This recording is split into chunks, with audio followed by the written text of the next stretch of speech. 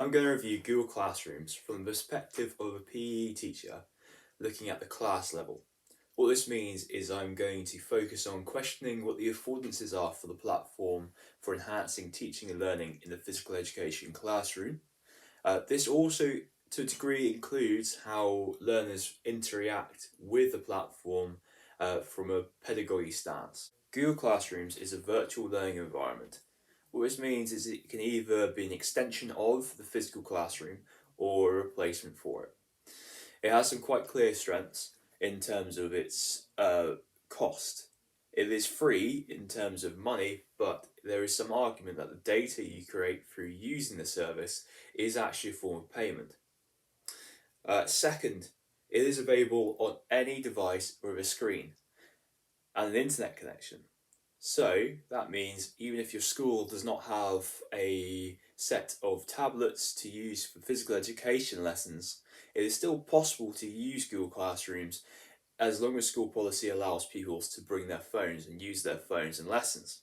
Finally, it's very adaptable. The stream feature can be used as a forum or a social media feed where announcements can be made and pupils can communicate and ask questions. All the learning activities can be commented on, so that adds another place for pupils to engage in some form of dialogue or ask questions again. At all levels, access can be restricted to enable more communication between pupils or restrict it so they cannot communicate between each other. Also, a teacher can go into a specific piece of work and comment privately on that. The topics section enables teachers to group and organise learning activities. This could be either to make it easier for pupils to come back to learning later down the line to review what happened in those lessons, or a modelling strategy for schemas of learning. The 4 different learning activities create a diverse range of possibilities. The first is the assignment, which enables pupils to either work collaboratively or individually on documents, spreadsheets, presentations, drawings, forms, or upload pictures or videos. The second is a quiz, and this is probably best used as a summative or formative assessment. If you're using this for a summative assessment with closed answers, you can set this up to self-mark or automatically mark the form. This will give pupils instant feedback on how well they did, but it'll also send the scores to your class gradebook. The third type of learning activity is a question. This is a different connotation to the last two, as it can be used to form a more inquiry-based learning activity, where a teacher can simply ask a question, or maybe even give some links towards places to start, but the idea is then pupils go on to try and answer that question in the best way they possibly can. The fourth and final type is the material sheet. The material sheet is more to give pupils something to learn from. So it could be multimedias like videos or podcasts, or it could be text as well. It could also be links to websites to go forth and do some research from. The marking expectations for each one of the learning activities can be adapted as well. They can either be graded or ungraded, and then from that, if they are graded, you can change how many points a certain piece of work is going to be worth, and then give a score for it.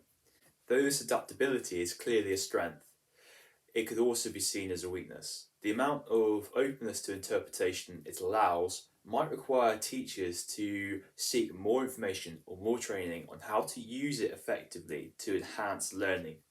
So, what use of Google Classrooms is likely to enhance the learning experience? My experience of using the platform is probably fairly similar to most teachers. I started using it during the COVID-19 pandemic to enable all pupils to access learning and the national curriculum through this time period, even when they weren't allowed to be in school. Most of the work I placed on Google Classrooms was independent. However, my pupils did use the comments and the feed to communicate quite regularly and have quite constructive conversations. However, some pupils did struggle with the independent learning and did require quite a lot of additional support to be able to engage and access that learning. Unfortunately, I'm going to have to critique my previous use of Google Classrooms, as it appears the literature does not particularly support an individual approach to learning through Google Classrooms. Though, however, there is an argument that similar forms of computer-assisted instruction might aid in closing the gap in attainment between socio-economic groups. This is due to allowing pupils to access learning at their own pace, but also at their own schedule. Yet, the combination of behaviorism and technology, or machine behaviorism, might reduce pupil autonomy and participation. Behaviorism being the understanding that learning is transmitted from a teacher to a pupil and is conditioned by stimulus and responses. Conversely, there may be some indirect literature support for a form of independent study. Worgrove, 2012, suggests that effective internet-mediated learning experiences are both student-centred and inquiry-based. In addition, Knight and Littleton, 2015, suggests that the benefit of using technology is to enable interactions between peers both co-located and remote. Perhaps then a more connectivist approach, where learning occurs through social networks and information is gathered, adapted and connected, might have some indirect support. Though this is not necessarily independent work. What this means, though, for physical education is Google Classrooms is unlikely to enhance behaviourist and direct instruction pedagogies in physical education. For example, asking pupils to upload evidence that they have successfully and accurately replicated a skill or technique.